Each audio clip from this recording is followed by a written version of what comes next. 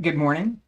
It's Sunday, June 28th, 2026. I'm going to move this microphone a little bit. My name is Terry Morgan. We are here to talk about martial arts philosophy, how we practice, and how we think about practice, so that as we develop our skills in the physical movements, as we develop our skills in the practices of whatever martial art it is we're practicing, in my case, it's Chinese internal martial arts, that we're paying attention to not only what we're doing with the physical movements, but how that connects to our inner body, our mind, obviously, because we are paying attention to what we're practicing, right? And with our emotions. And I've talked about this repeatedly in all of the classes, particularly with Qigong and some of the Tai Chi classes, that we should not practice when we're too emotional. Too happy, too sad, either one is not good. Upset, extremely happy, exuberant. Neither extreme helps in our practice, because what we want to achieve in practice is balance. That's the development of physical skills helps to balance the physical body. That development also affects our emotional body and our mental body. So the mind, the heart, which is my focus for all of these sessions, and the physical body are connected. They're not separate. We think of them sometimes as being entirely separate. They're not. And that's part of what we want to develop, is that integration, because that integration is what will help us when we need to calm down.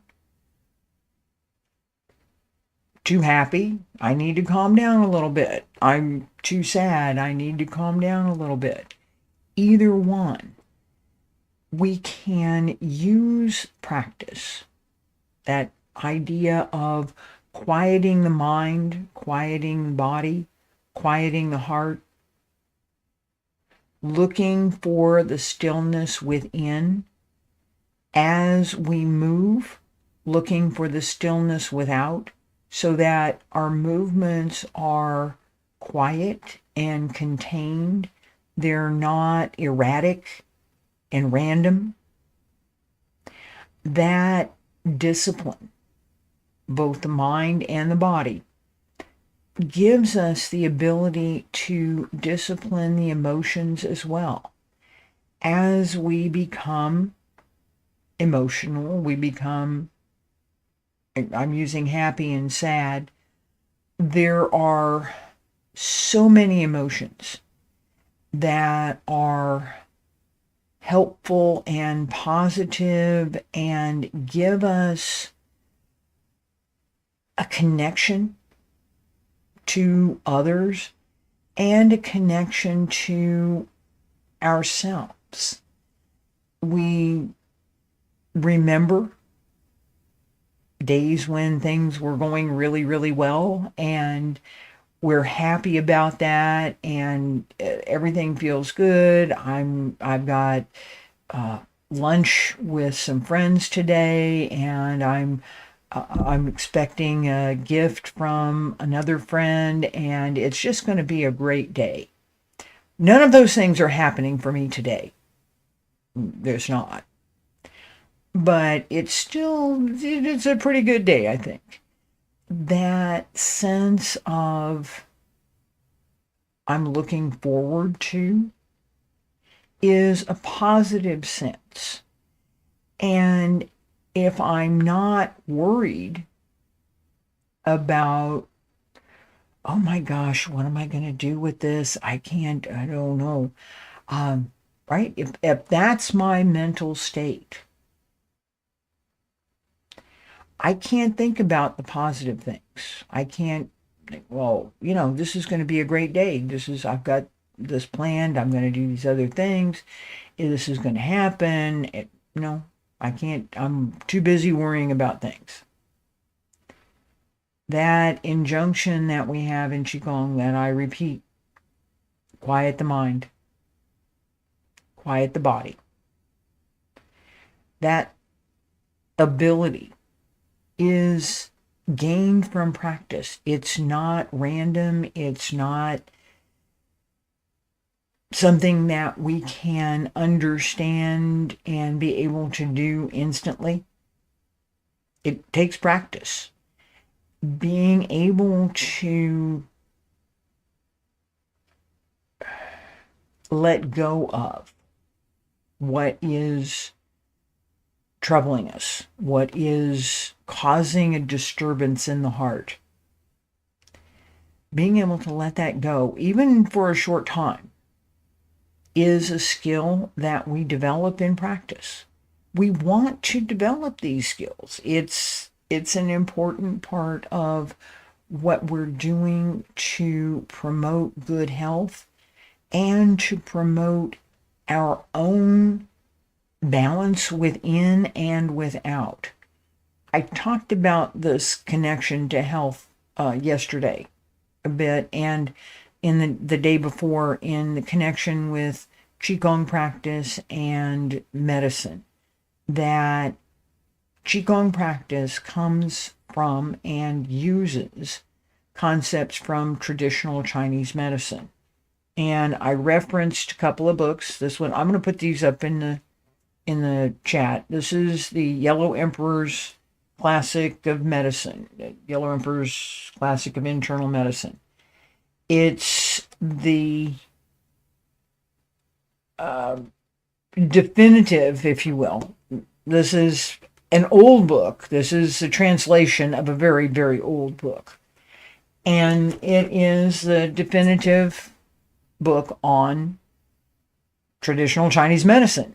This is where a lot of the original practices derive from the Yellow Emperor's Classic.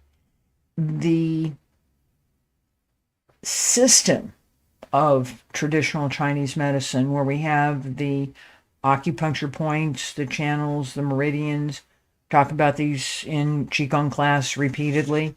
Right? I've got books in my notes on my lap here. Okay, so this is another book that I will put up. This is an illustrated book of the channels and meridians. This is what I'm talking about. In how we learn as illustrated, right? How we learn what we're doing in practice.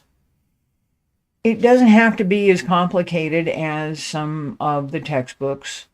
Professor Liu wrote his Wudang Qigong book and simplified things considerably to ensure that practice could be clear, consistent, and would focus on what was essential and important in that particular exercise. He has volumes of material that he's written. It's not all been translated, and there is, like these two books, the Illustrated Chinese Medicine and the Yellow Emperor's Classic, there are multiple translations of those two books. There are not multiple translations of many of the books in traditional Chinese medicine. They don't exist in English. You can go to a library in China, a medical library, and you will see hundreds of books that talk about practices in traditional Chinese medicine. Different preparations, different methods, different treatment options, all sorts of things that have been collected and handed down. They don't exist in English. They don't. That is one of the problems for people like me who start out with English as their first language and have not met, have not encountered, have never seen some of the materials that are available in China. It's just not within that person's experience. When we pay attention to that concept, that there are things that we may not have ever seen, we may not know about, we may not have learned yet, it helps us to understand the scope and the types of practices, the kinds of benefits that we might be able to obtain from practice. Physical benefits from Qigong practice affect the nervous system, digestive system, the respiratory system, the cardiovascular system. They also affect the mental body and the emotional body. As we're practicing that notion of calming and relaxing, breathing regularly, has a direct calming effect on the entire body. That effect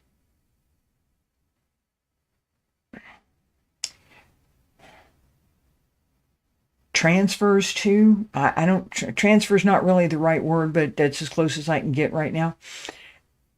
If my body is relaxed, if I'm working to relax my physical body, it's very difficult to keep tension in my mind. It's going to affect whatever I'm thinking about, is going to affect what I'm doing. If I'm thinking about doing something, I've got to think about this. I got to think about this. I know. All right, I'm not going to relax. My body's not going to be relaxed. I'm going to be busy thinking about whatever it is that I was thinking about. I can't relax. If my body is relaxed, all of a sudden, for me, it is a very quick change. My mind is relaxed too. That comes from, so is my emotional body. I started class today, just before class today. I was thinking about the loss of my little cat. She's been gone about 3 months now. And I miss her. And there was a time, not too long ago, it was just very short time ago, when that loss was so overwhelming, I could not practice. I could not calm down. It wasn't going to happen. I developed a little bit calmer demeanor when I think about her, that I remember the time that she was here, not that she's gone now. And that helps. That helps to reduce the sense of loss, and it helps me to balance what I feel, so that instead of too much of this or too much of that, I'm more centered, and it's much more a sense of that human experience, that physical experience in the real world, where we do experience loss, we do experience sorrow, the same as we experience happiness, the same as we experience that anticipation of someone's going to send me a gift, someone's going to bring me a present, some anticipation that we might have, that we balance that within ourselves so that we don't go too far over one way or too far over the other, that we look for the center. We look for the center. As we practice, we constantly, this is in Qigong practice as well as Tai Chi, Bagua, Xingyi, sword, any of the practices, we constantly pay attention to our center. The center of balance, the center around which we move, the center that we are using in any particular move. Where is my center of gravity? Where is my center of balance? Where am I moving from? How do I begin this movement? How do I complete this movement? What does my body need to do through the movement? What does my breath need to do through the movement? That combination. What does my breath need to do? What does my body need to do? What does my emotional body need to do? Very often, nothing. Very often, nothing. But that sense of being calm and not being angry, not being sad, not being upset, not being excited, that whole range of emotions is something that we want to quiet. The same as the noise from our thoughts. Oh, I've got to do this later on, and I've got to do that later on. I've got to do this, and I need to do that, and I need to do this, and I need to get this done, and I got to get this, and then that's not going to help your practice. That's not going to help your practice. Being able to quiet that will help you practice. You may go back to that noise later. It is something that we do as humans. We think about the things we need to do. We think about the plans that we need to make, what we should have done, what we might have done, what we can, all the things, right? I got my shopping list. I need to get this. I need to get that. I need to do these things. All of that is noise during practice. It's noise. It doesn't help. Being able to clear the mind, not have the clutter, not have all of that disturbance, gives us clarity to be able to pay attention to now, right now. What am I doing now? Well, right now I'm sitting in a chair and I'm teaching class and I'm thinking about what I need to do in this class. Not what I'm going to do after class, although that thought does come through from time to time. But what am I doing in this class? What am I doing right now?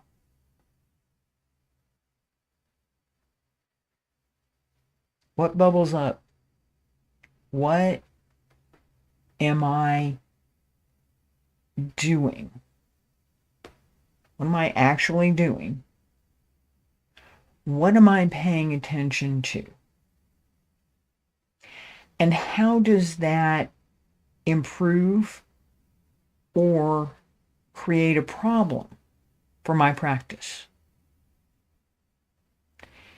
If my mind is quiet, my body is quiet, I'm paying attention to the internal workmanship, I'm paying attention to all of the things that go on inside, my practice will improve.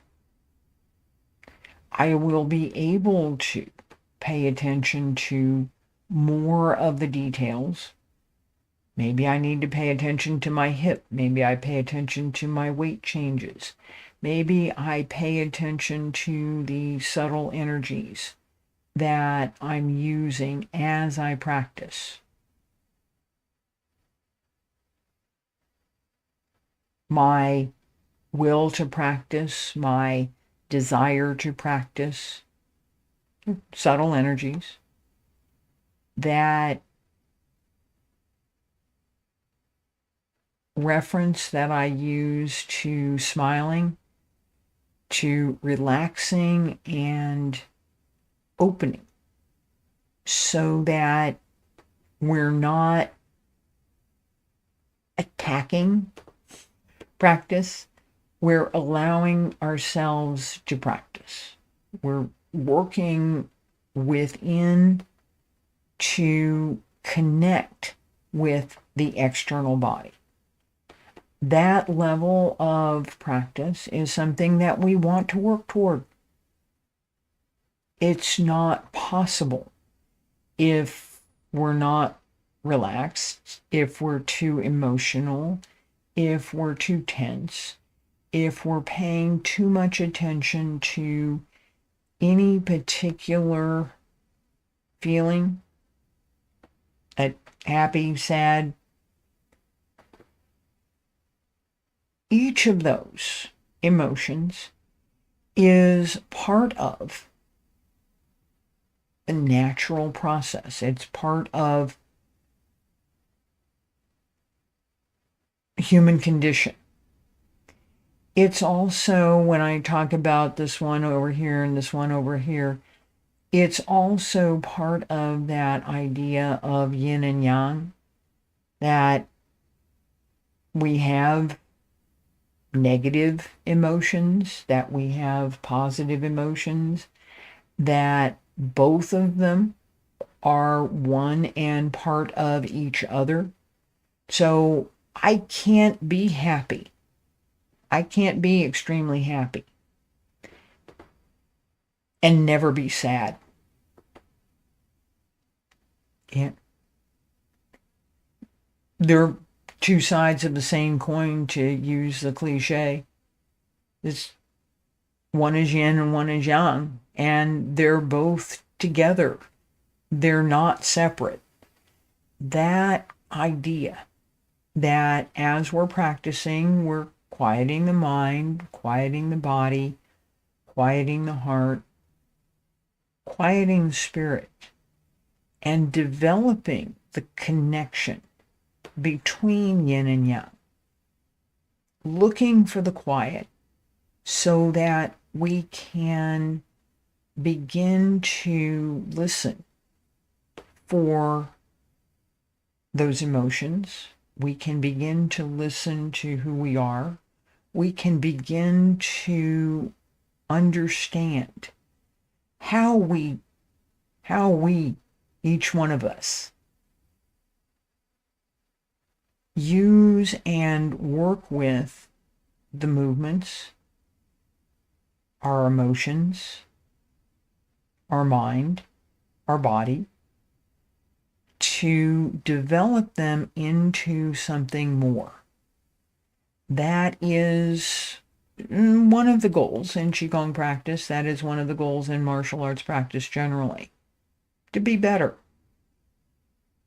Not so much, and in my own practice, my own teaching, it's not so much to be better than, because I'm better than somebody else. I'm always going to be better than somebody else. I will always be better than somebody else. There will always be somebody else who's better than me. That's true too. Understanding that is something that I had to work at early on. I wanted to be first place. I wanted the trophies. I got them. But in reality, the only person that I can ever be better than is me. It's the only person I'm ever going to be better than. If I compare myself to other people who practice, there will be people who have practices that are different than mine and who don't have the same level of skill that I have. They don't.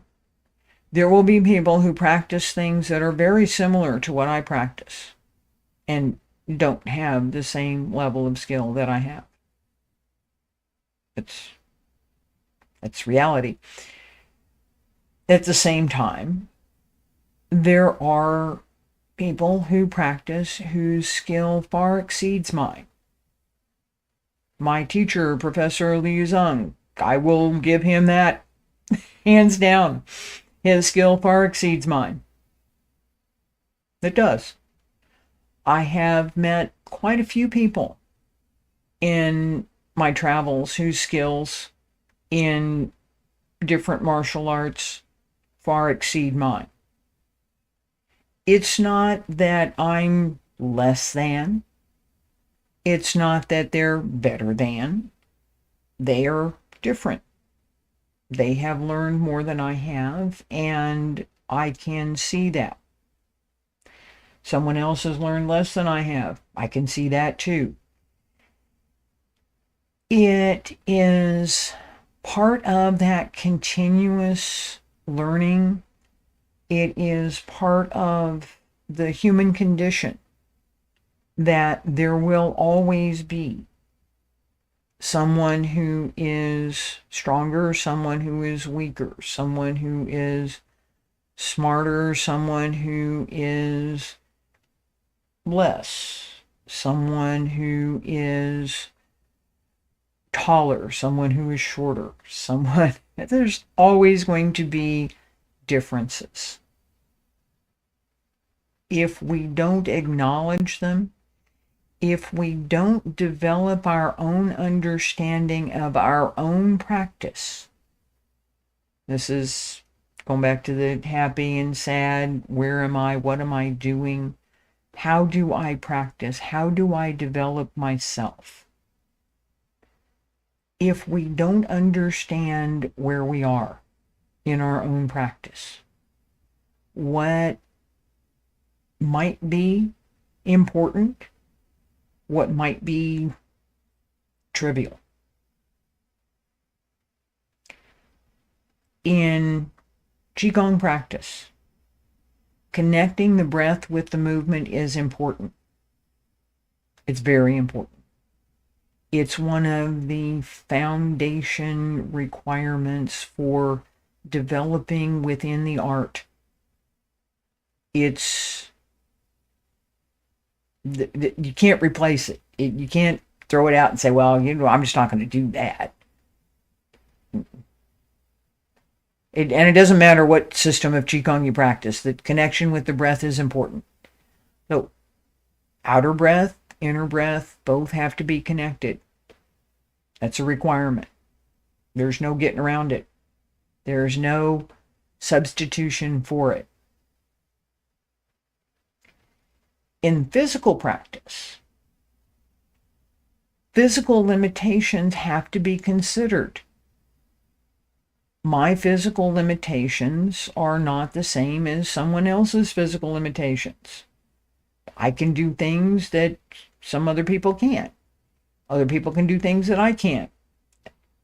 Goes back to knowing what you can do, knowing where you are, knowing how to practice, and understanding what you should be doing. That development, the ability to listen to yourself, the ability to gain that understanding, comes from quieting. Quiet the mind, quiet the heart, quiet the body. Pay attention to the particulars in the exercise. That's where the understanding comes from. It's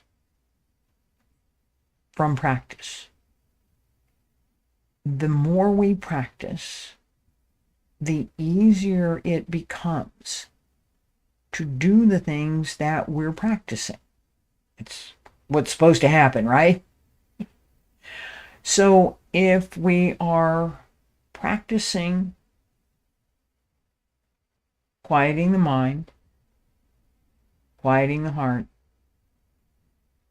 when it comes time to use that skill, we have it. It's from practice. It's developed. It's not, I understand this, now I can do it. Some things it does. It's, I can get a recipe and I can look at what's in the recipe and I can, do I have these ingredients? Yes, I can look at the steps and I can do it. I can make whatever it is. How it turns out, that's a question. But I can do that. I can follow the recipe. In practice, we follow a recipe. The more we practice, the better we get. I'm going to stop here for this morning. The ability to quiet the mind, to look into ourselves, to look at what we have in our heart, what we keep, what we bring to practice, and what we want to take away from practice is part of what we have to develop, we have to learn, and as we pay attention to all of the details, all of the little things, we gain a greater understanding of how we are connected and how those internal connections, our physical body, our mental body, our emotional body, the cardiovascular system, the lymphatic system, the digestive system, the nervous system, how all of these are connected. And if I didn't mention the respiratory system, because we're breathing, right? How they're connected and how we can use them to balance all of who we are. Thank you.